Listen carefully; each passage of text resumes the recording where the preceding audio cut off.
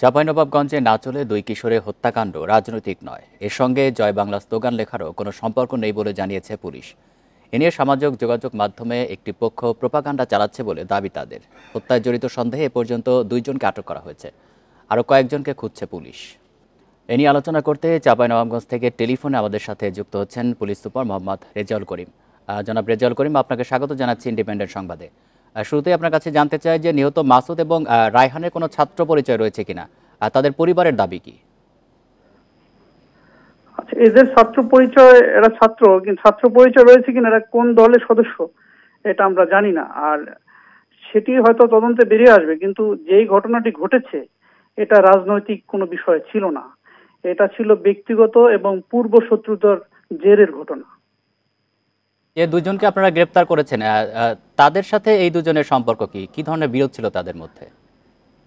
এই বিরোধটা হচ্ছে এই যে সালাম এবং শাহিন, শাহিন যিনি কিছুদিন আগে এই সালামের একটি আপত্তিকর ভিডিও ধারণ করেছিলেন, যে ভিডিওটি পরবর্তীতে সামাজিক যোগাযোগ মাধ্যমে ছড়িয়ে দেওয়া হয়।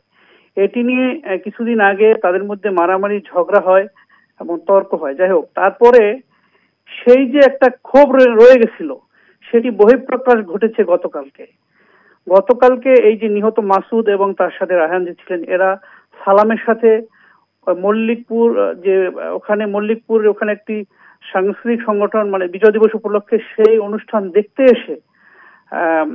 এসে ফেরার পথে, অর্থাৎ সাংস্কৃতিক অনুষ্ঠান ফেরার পথে শাহিন গ্রুপের লোকজন সালাম গ্রুপকে মানে টার্গেট করে হামলা করে, এবং এই সালাম গ্রুপের সাথেই ছিল নিহত মাসুদ এবং রায়হান।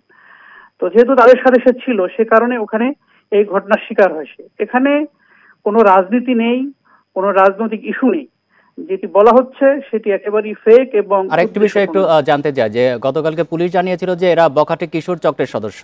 মাসুদ এবং রায়হানের বিরুদ্ধে কোনো মামলা রয়েছে কিনা? মাসুদ রায়হানের মামলা রয়েছে কিনা এই মুহূর্তে আমরা বলতে পারছি না, সেটা আমরা আর পরে তদন্ত করে দেখব।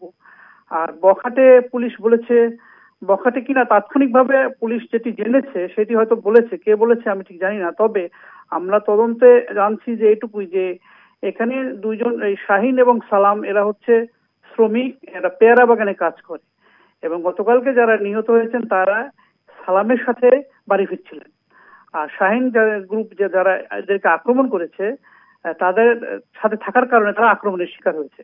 বিষয়টি এমনই, এবং এটি শুধু পুলিশ নয়, এখানে স্থানীয় যে কোনো ব্যক্তি এবং যে কোনো মিডিয়া কর্মী আপনারা জানতে পারবেন ঘটনা এটি, এর বাইরে আর কিছুই নয়।